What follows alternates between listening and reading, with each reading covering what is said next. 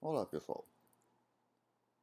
O objetivo dessa nossa primeira aula de análise de sistemas é dar uma visão geral, né, do que seria a análise de sistemas, né? Ou um outro nome, né, que é dado a esse conjunto de atividades que é engenharia de requisitos, né? Vocês vão notar que a apostila do professor Ricardo Falbo, né, que a gente usa como base para essa disciplina, ela tem o nome de engenharia de requisitos e não de análise de sistemas, mas na verdade são nomes diferentes dados a esse conjunto de atividades, né?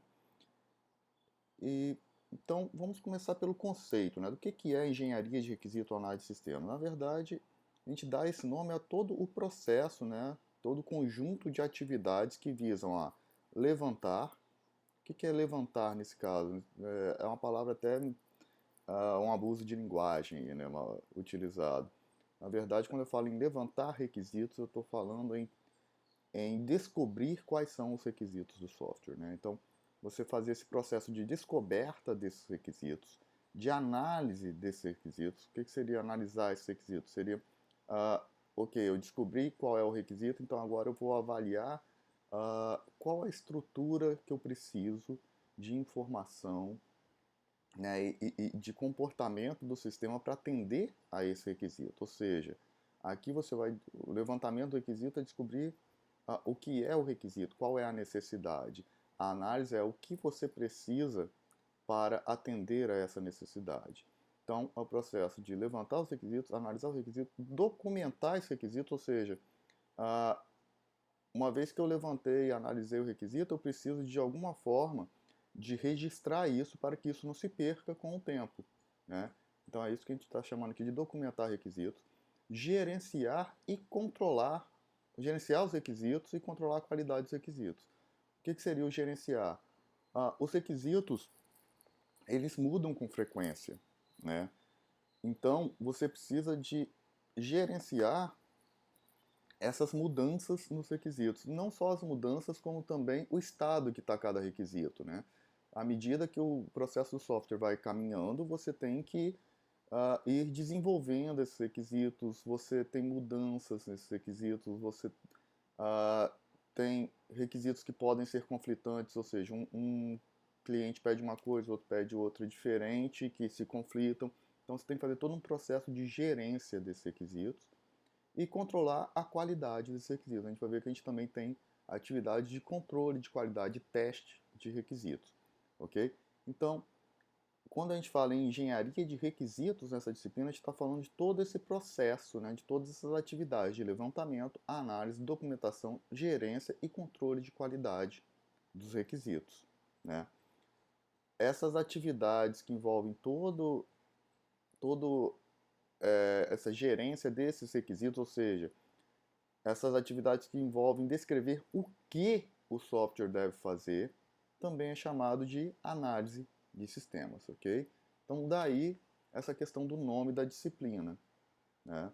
Se você for olhar alguns outros currículos, por exemplo, o currículo de Ciência da Computação da UFSS, o nome, exatamente essa mesma disciplina tem o nome de Engenharia de Requisitos. Aqui nós optamos por chamar de Análise de Sistemas. Ah, há outras universidades, na verdade, análise de sistemas é o nome mais usual, né, para essa disciplina. Mas no final nós estamos falando da mesma coisa, né, de todo esse processo de levantar o que o software tem que fazer, de documentar o que o software tem que fazer, ok? Então a gente está o tempo todo falando em levantar requisitos, em definir requisitos, em descrever requisitos, né, gerenciar esses requisitos, mas o que é requisito, né? O que seria, qual é a definição de um requisito de software, né?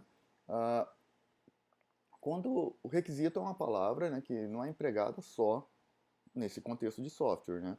A gente pode falar, por exemplo, que é requisito para requisito para fazer mestrado, ter graduação. O que isso quer dizer? Isso quer dizer que é uma característica necessária. A pessoa, para fazer mestrado, ela tem como uma característica necessária ter graduação, por exemplo. Ah, no contexto de software, a palavra requisito é empregada exatamente com essa mesma denotação, né? Então, o requisito de um software, na verdade, são, a grosso modo, são características necessárias para esse software, né? A gente tem aqui algumas definições formais, né? Por exemplo, Somerville, em 2007, né, no livro do Somerville, de engenharia de software, aliás, se a gente for falar em termos de livros, né, de engenharia de software, a gente tem 3 livros que são os clássicos, né? O Pressman, que é o amplamente mais utilizado, o Somerville e Flieger, né? Somerville define requisitos como descrições dos serviços que devem ser providos pelo sistema e de suas restrições operacionais. Então, note, ele está falando de duas coisas aqui. O que o sistema deve prover para o usuário, né? Ou seja, o que o sistema deve fazer, quais são as funcionalidades que esse sistema deve prover, e as restrições operacionais dessa funcionalidade, ou seja, quais características de funcionamento essas funcionalidades têm que ter, né? Frege já fala que o requisito é uma característica do sistema ou descrição de algo que ele é capaz de realizar para atingir os objetivos. Note que Frege já focou mais na primeira parte da definição do Somerville, né, que é a descrição do que o sistema é capaz de fazer, né? Já Robertson fala que o requisito é alguma coisa que o produto tem de fazer ou uma qualidade que ele precisa apresentar. Robertson já vai na mesma linha que Somerville, né? Uma coisa que o produto tem que fazer, né? Ou seja, uma funcionalidade provida pelo sistema, ou uma qualidade que ele precisa apresentar. Então, note que, em geral, a gente está dividindo os requisitos em 2 tipos. Requisitos que falam de coisas que o sistema tem que fazer e requisitos que fala de características, de restrições que esse sistema tem que atender.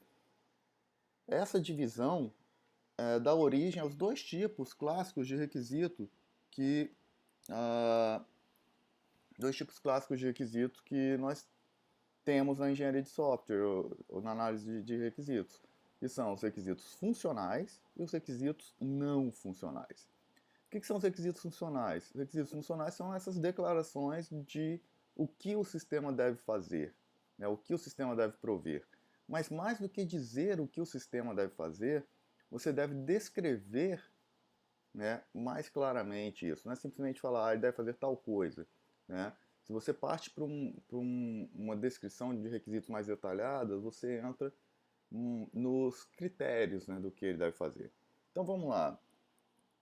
Vamos pensar então no sistema acadêmico do IFES, né? Vamos pegar o sistema acadêmico, é um sistema que eu sei que todo mundo utiliza. Quais requisitos funcionais esse sistema apresenta? Num primeiro momento, vamos pensar só em quais funcionalidades ele provê. E aí é importante a gente pensar num outro critério, uma outra característica, que são os atores desse sistema, né? Eu já estou aproveitando aqui para dar uma introdução a esse vocabulário que nós vamos usar na disciplina, né? Então, quem são os atores desse sistema? Quem atua nesse sistema? Ora, nós temos professores atuando no sistema, né? Nós temos alunos atuando no sistema, nós temos o pessoal do registro acadêmico atuando no sistema. Então vamos pensar aqui sobre a ótica do registro acadêmico. Quais são as funcionalidades que o sistema acadêmico provê? Quais são os requisitos funcionais de um sistema acadêmico, pensando sobre a ótica de quem trabalha no registro? Ora, o sistema acadêmico tem que permitir o pessoal do registro cadastrar cursos, cadastrar disciplinas, cadastrar turmas, fazer matrícula de alunos, né? Então, tudo isso são requisitos funcionais. Note, eu estou falando de o que o sistema vai fazer. Então, por isso, requisitos funcionais tem a ver com como o sistema funciona, né? Quais são as funcionalidades que o sistema provê, ok? Então, fazer matrícula de aluno, cadastrar cursos, cadastrar disciplina, cadastrar turmas, iniciar período letivo, finalizar período letivo, tudo isso são requisitos funcionais no sistema acadêmico pela ótica do registro acadêmico.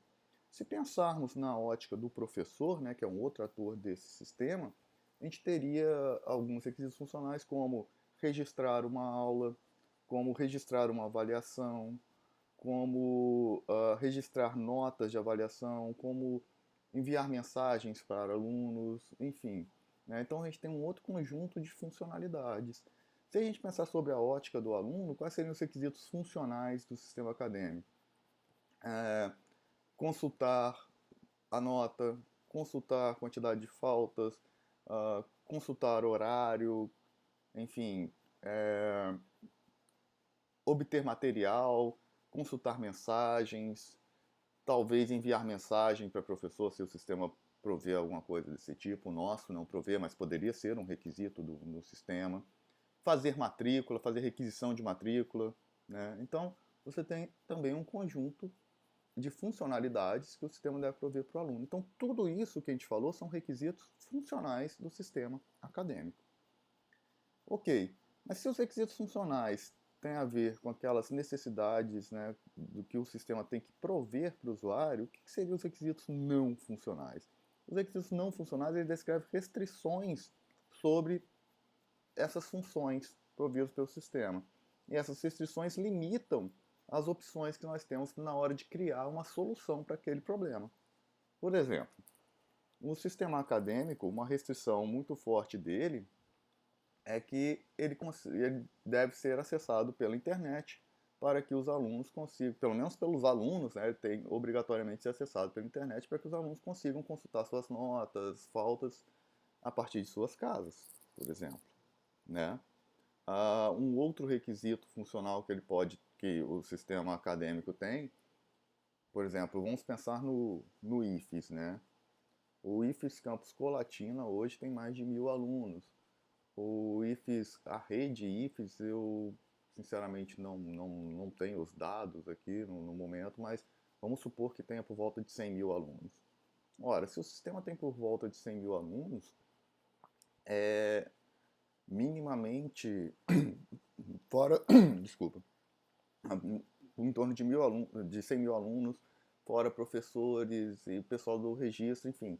Então, é um requisito minimamente necessário que ele aceite aí, sei lá, 10.000 transações simultâneas. Note, nós não estamos falando de o que o sistema tem que fazer, nós estamos falando de restrições que ele tem que atender. Né? Por isso é um requisito não funcional. Então, a gente teria aí como requisito não funcional ser acessível pela internet, a gente teria como requisito não funcional aceitar pelo menos 10.000 conexões simultâneas e por aí vai, ok? Os requisitos não funcionais, eles se dividem em vários tipos, né? Esses tipos não são necessários em você decorar esses tipos, você saber de que tipo é cada requisito, não. O que eu acho legal de conhecer esses tipos é que eles te ajudam a, no momento que você está fazendo um levantamento de requisitos, a descobrir requisitos. Né? Então, por exemplo, um tipo de requisito não funcional é o requisito de produto. O que é esse requisito de produtos? Os requisitos de produto são atributos de qualidade que o sistema deve apresentar. Por exemplo, o sistema tem que ser confiável, tem que ser usável, tem que ser eficiente. Né? Mas na hora que você vai descrever o requisito, não basta falar que ele tem que ser confiável, por exemplo. Você tem que descrever o requisito de forma que você consiga testar esse requisito depois. Então, por exemplo, o sistema tem que se manter operacional tendo até 10.000 conexões simultâneas, por exemplo. Isso seria um requisito de produto desse nosso sistema. Um requisito de usabilidade, por exemplo, um aluno que nunca acessou o sistema deve conseguir, em seu primeiro acesso, achar, né, encontrar a consulta de notas em no máximo 1 minuto, por exemplo. Um requisito de eficiência. Todas as consultas do sistema têm que dar resposta para o usuário no tempo máximo de 5 segundos, por exemplo. Né? Então, são requisitos que não têm a ver com a funcionalidade do produto, mas têm a ver com características do produto no que tange a sua qualidade. Ok? Um outro tipo de requisito não funcional são os organizacionais. Esses requisitos organizacionais têm a ver com políticas, normas e procedimentos da organização. Então, por exemplo, no caso do IFES, né, como nós somos um órgão público, um requisito organizacional que nós temos é que utilize-se o máximo possível de software livre, né? Então, note, não estou falando de como o sistema deve funcionar, mas é uma característica, né, que o produto deve ter para atender uma norma institucional, que é o emprego de software livre, né?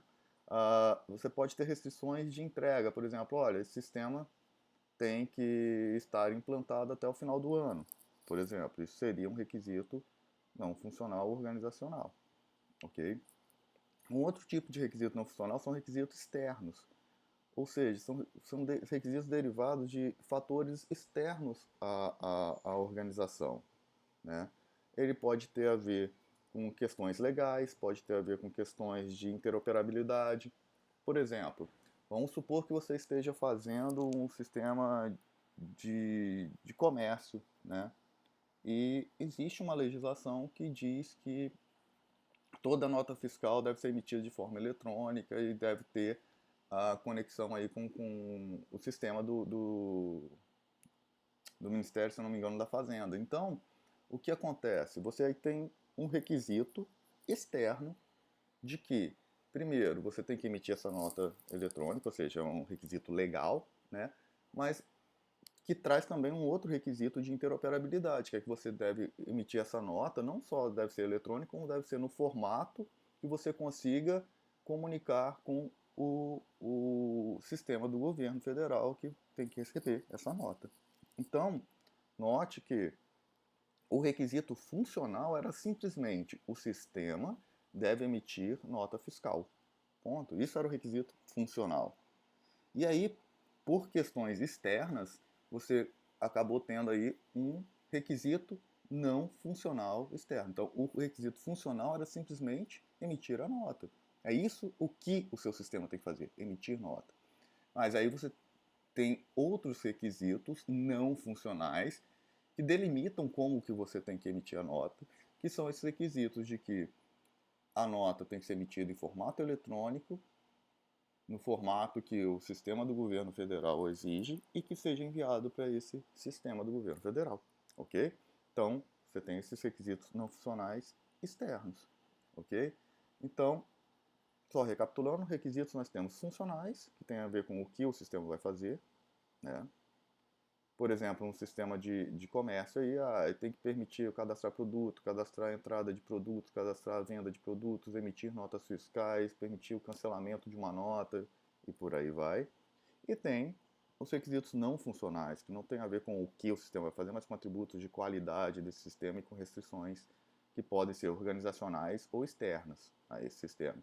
Como, por exemplo, o sistema tem que ser feito em software livre, o sistema tem que ser feito em Java, por exemplo, o sistema tem que ficar pronto em tanto tempo, o sistema tem que ser acessível pela internet, o sistema tem que emitir a nota fiscal no formato tal e comunicar com o sistema tal, ok? Então, com isso a gente consegue ver o que são esses requisitos, né, que a gente vai gerenciar.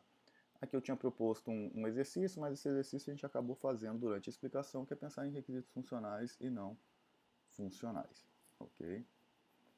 Ok. Então, agora que a gente já sabe o que é requisito, a gente tem que pensar num outro aspecto, que é o nível de descrição desses requisitos. Né? Uh, nós temos diferentes usuários, diferentes clientes, diferentes envolvidos, né, no desenvolvimento do sistema, e cada um desses caras tem expectativas diferentes, né, do sistema. Esses caras envolvidos, já vão até colocar aqui um novo termo, né, um termo que a gente vai usar muito, que é o termo stakeholders. Quando eu quero falar de todo esse conjunto de pessoas envolvidas e interessadas no desenvolvimento do sistema, eu estou falando dos stakeholders desse sistema, ok? Então, quando eu falar em stakeholder, eu estou falando do cliente, eu estou falando do usuário, eu estou falando do desenvolvedor, né, do analista, do programador, enfim, estou falando de toda essa gama de pessoas que estão envolvidas, né, no desenvolvimento do sistema, ok? E aí, então, nós pensando nisso, a gente pode descrever, né, os requisitos em níveis diferentes. Primeiro, a gente pensa nos requisitos de cliente ou de usuário, que são declarações em linguagem natural, né, acompanhadas de diagramas, ok? Sobre essas funcionalidades que o sistema vão ter. O que é importante quando você descreve um requisito pensando no cliente, pensando no usuário? Primeiro, que você tenha um alto nível de abstração, ou seja, você não vai usar ali termos técnicos do tipo, eu vou fazer uma transação, né, e só vou comitar a transação quando tal coisa acontecer. Não, você não vai falar assim, né? O usuário não tem a menor obrigação de saber o que é uma transação, o que é comitar e tal. Você tem que usar a língua do usuário. Então, você vai falar, o sistema deve permitir que você registre uma venda, né, do produto, por exemplo, né? Esses requisitos também, normalmente, eles são feitos nas fases iniciais e são requisitos com baixo nível de detalhe, ou seja, com alto nível de abstração.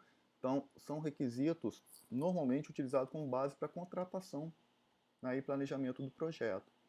São requisitos como os que a gente usou no exemplo anterior, né, do acadêmico. O sistema deve permitir o registro de notas, o sistema deve permitir o registro de falta dos alunos. Note que a gente não está entrando em muitos detalhes sobre as regras. A ideia é só dar uma visão geral, né, em linguagem natural mesmo, em português mesmo, por mais que o português seja ambíguo, o português ou qualquer outra língua natural, né? Quando eu falo linguagem natural, estou falando a linguagem que a gente utiliza no dia a dia para se comunicar.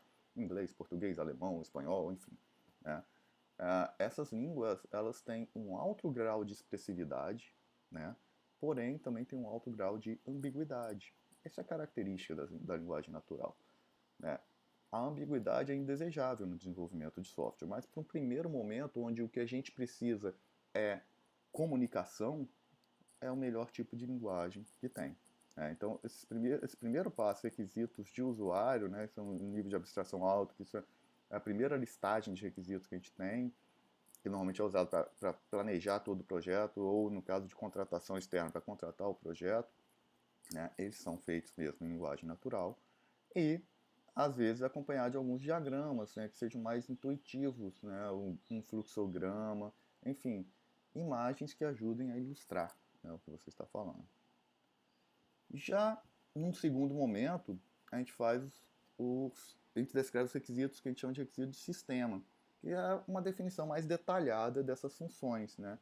Elas são derivadas dos requisitos do cliente, né, e são usados pelos desenvolvedores para projetar, para implementar e depois para testar o sistema.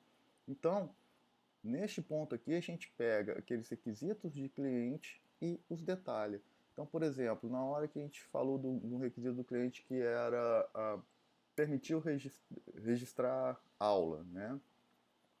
Aí, nesse ponto, a gente já passa a falar dos detalhes. Então, o sistema deve permitir que o professor registre uma aula, né?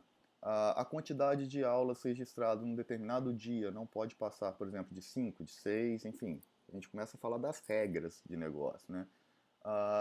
A quantidade total de aulas registradas por uma disciplina não pode exceder a carga horária da disciplina. E toda aula, para registrar uma aula, o professor informa uma data que aquela aula está sendo registrada, a quantidade de aulas que vai ser dado naquele dia e a disciplina, por exemplo. E aí, não havendo falhas, né, todas essas regras anteriores que eu falei sendo atendidas, a aula vai ser registrada. Então, note, essa descrição ela vai servir como base tanto para os desenvolvedores projetarem, quanto implementarem, quanto no final testarem o sistema, né? Por isso que é tão importante essa etapa no desenvolvimento do sistema, porque ela é a base para todo o resto do desenvolvimento, ok? Beleza, então agora que nós entendemos o que são requisitos, entendemos que a gente tem que descrever os requisitos, que tem vários stakeholders interessados nesses requisitos, que eles são fundamentais para todo o desenvolvimento, e que você tem aí pelo menos dois níveis, né, de abstração que você descreve requisitos. Um, que é o nível de cliente ou de usuário, que é aquele requisito em linguagem natural, de forma mais abstrata, e outro de sistema, que é aquele requisito mais detalhado, utilizando maiores formalidades que vão ser usados por desenvolvedores e projetistas, né? Então, agora que a gente já entendeu isso, vamos passar para entender o conjunto de atividades que a gente tem na engenharia de requisitos, ok? É importante a gente notar que esse conjunto de atividades varia entre organizações e até mesmo dentro de uma mesma organização ela varia entre projetos. Então, assim, não há um processo ideal, não há um conjunto de atividades ideal. Esse conjunto de atividades que a gente vai falar aqui é um conjunto clássico, mas que a cada organização, para cada tipo de projeto, deve ser adequado, né, para o projeto, né? E ele deve ser adequado considerando o quê? Primeiro, você deve considerar a maturidade técnica da sua equipe. Se você tem uma equipe que é inexperiente, às vezes se você colocar um conjunto de atividades grande para ela, só vai piorar a situação, né? Ou se você tem uma equipe que já tem uma experiência com um determinado processo, você mudar esse processo pode complicar. A cultura organizacional, os domínios da aplicação, tudo isso influencia. Por exemplo, se você for fazer um sistema, vou falar um exemplo idiota aqui, né? Vamos supor que você vai fazer uma calculadora. Pô, todo mundo aqui sabe. Vamos pensar numa calculadora básica, né? Não vou nem pensar numa científica, não, que a científica, de repente, tem alguma coisa que a gente não conheça.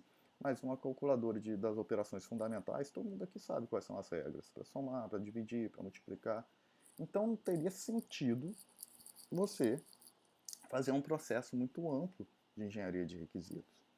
Agora, se eu chegar, ou se alguém chegar para mim e falar, olha, precisamos de um sistema acadêmico para o IFES. Ora, apesar de eu conhecer alguma coisa, né, de como funciona o sistema acadêmico, eu já estou aqui no IFES há 12 anos, então eu conheço relativamente bem os processos do IFES, ainda assim há detalhes que eu desconheço, né? Se a gente for olhar os stakeholders que estão envolvidos, né, a gente vai ver que, por exemplo, no registro acadêmico tem um mundo de coisas lá que são feitas no sistema acadêmico e que eu desconheço. Então, já passaria a ser mais necessário engenharia de requisitos, mas eu ainda tenho uma certa confiança, né, de que eu tenho domínio dos requisitos, então que eu posso fazer um processo um pouco mais rápido, né, um pouco menos criterioso. Agora, se chegarem para mim e pedirem para eu fazer um sistema, sei lá, para a empresa de luz e força Santa Maria, enfim, que vai controlar toda a parte de distribuição de energia elétrica, eu não tenho a mínima ideia do que eles fazem lá. Então, neste caso, eu vou precisar de um processo mais parrudo de engenharia de requisitos. Então, tudo isso influencia na definição desse processo, né? E o que é importante a gente ter noção é que fazer essa engenharia de requisitos bem feita pode trazer vários benefícios, como menor quantidade de defeitos, tanto nos requisitos quanto no sistema. Afinal, você diminuindo os defeitos, você diminui o retrabalho, né? Você diminui aquele ter que fazer novamente por ter feito errado, né? Você diminui o desenvolvimento de características desnecessárias, isso é uma coisa muito importante. Muitas vezes a gente perde grande parte do esforço de desenvolvimento fazendo funcionalidades que o usuário não usa ou que vai usar em 1% do tempo, né? Então, você diminuir o risco de você fazer essas coisas desnecessárias é economicamente um fator de sucesso para o sistema, né? Com isso você diminui custo, você acaba desenvolvendo mais rápido. Isso aqui é uma questão que a gente tem até que desmistificar, porque muita gente advoga que se fazer um levantamento de requisitos parrudo é perda de tempo, né? Porque você vai ficar aí um mês fazendo esse levantamento quando você já podia estar desenvolvendo.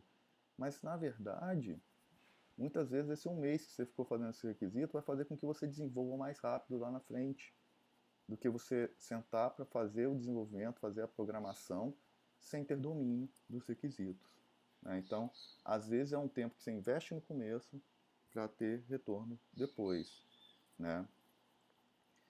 Um outro aspecto é você ter estimativas mais confiáveis, né? Se eu chegar para você e perguntar quanto tempo você leva para fazer um sistema acadêmico, ora, você vai ficar totalmente perdido, porque você não sabe exatamente o que você tem que fazer.